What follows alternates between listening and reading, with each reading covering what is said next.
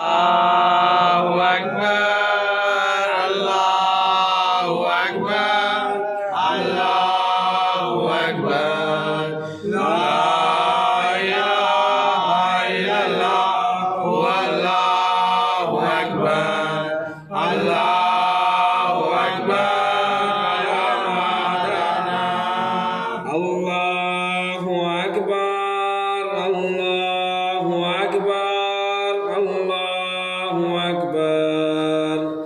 La ilaha illallah, Allahu Akbar, Allahu Akbar, walillahil hamd. Allahu Akbar, Allahu Akbar, Allahu Akbar.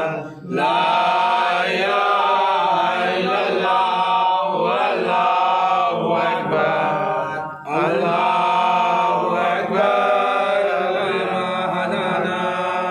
Salawat Muhammad wa ali Muhammad. اللهم صل على محمد وآل